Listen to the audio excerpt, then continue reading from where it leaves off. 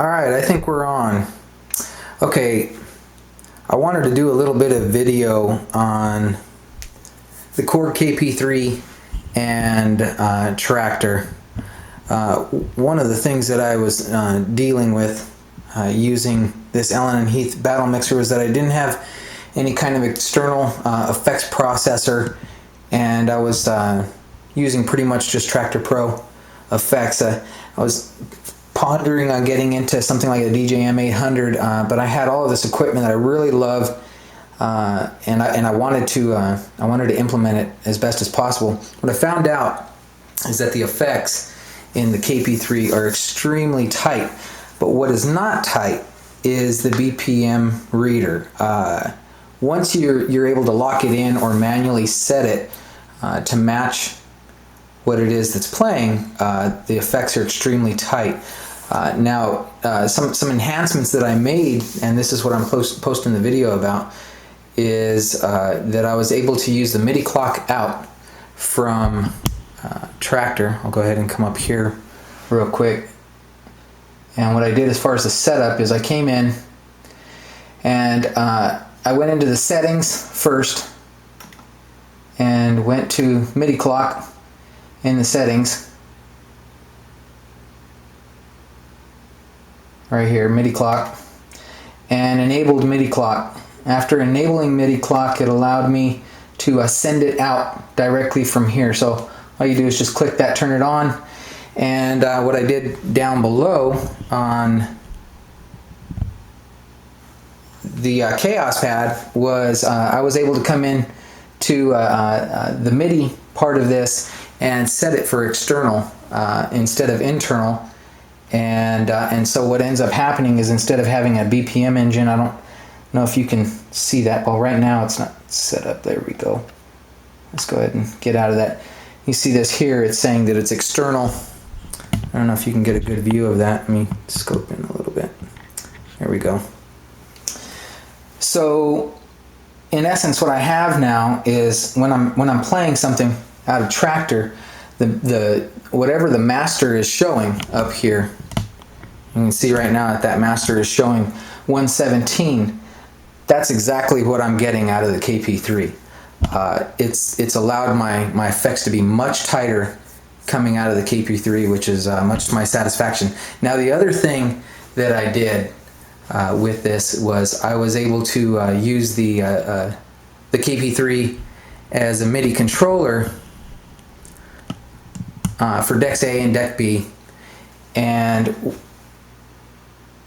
with hitting the shift and hitting external control, it's allowing me to control everything that I normally use, my machine or my SCS3s or any other kind of external MIDI device that I had, my old MPD24, and I'm able to implement it directly into this. That's kind of nice because it allows me to have my system a little bit more compact now, because not only is this an external effects processor, but now it's also controlling all of my internal effects.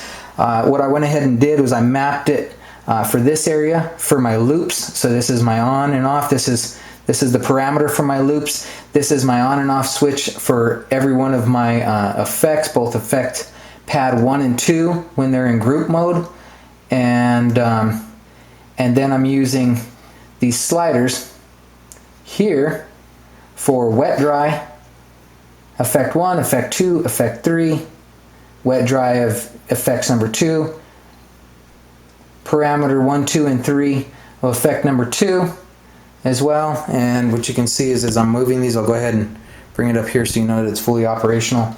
There you can see the wet dry running. You can see these running. Here's my on and offs. Okay, everything's locked on well. If you look down here, this button's allowing me to go back and forth here, setting it on and off. And then what I'm doing, since there's only 4 buttons down here, what I'm using those for is I'm using those for hot cue, and I've got a button on my keyboard that I'm using as a focus button. And so all I do is I just change the focus from A to B, and it changes this entire mapping over from deck A to deck B. So I've got all of my effects, plus I've got hotkeys for left, hotkeys for right, loops for left and right. I put flux mode in here onto button number 1, so it allows me to have flux mode for the loops and flux mode for the hotkeys. It's locked in pretty tight. I'm really happy with it. If anybody's interested in having the mapping, I'll be happy to send it to you. If you just private message me, I'll be happy to get that out to you. I'll go ahead and play a little something just to show how it's working. I'm not really doing a set for you guys or anything. I just want you to see how it works as an external effects and does the internal and tractor all in one bit. It's pretty sweet.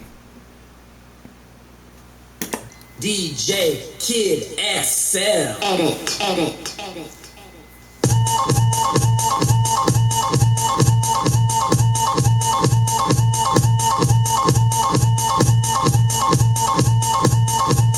Alright, so right now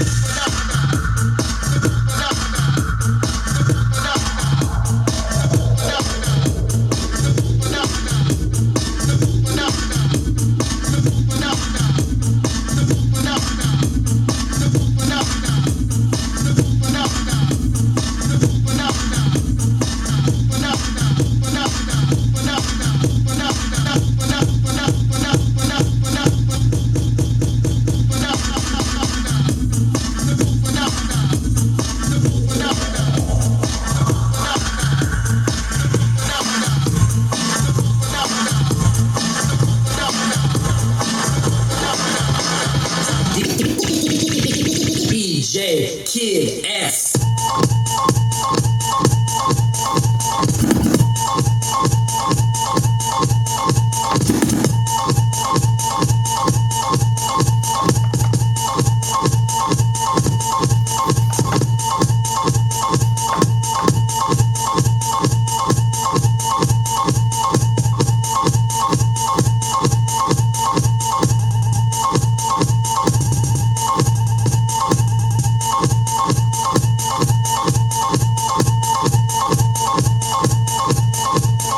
So there you have it. There's everything as far as tractor is concerned.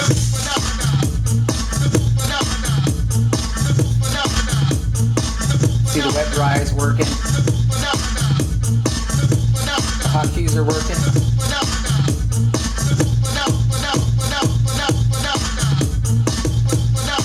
Flux working.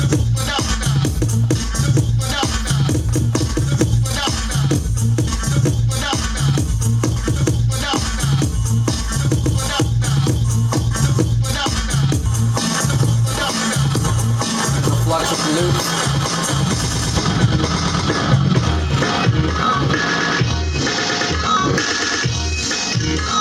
So that's pretty tight. Then all you do is just switch this directly over to hit the shift button. Midi comes back. You can see right here.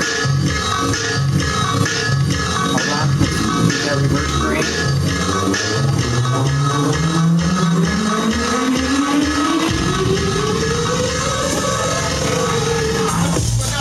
So yeah, use that reverse grain as a edit. So we'll come back in. Now we're back to regular effects.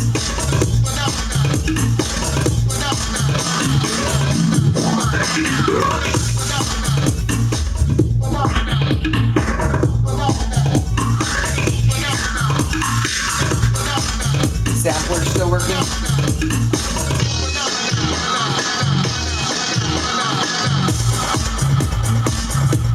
By the way, the sampler's locked on well. Go ahead and I'll turn the song off. You see down here, I'll actually go ahead and turn it off now. All you're listening to is just a loop.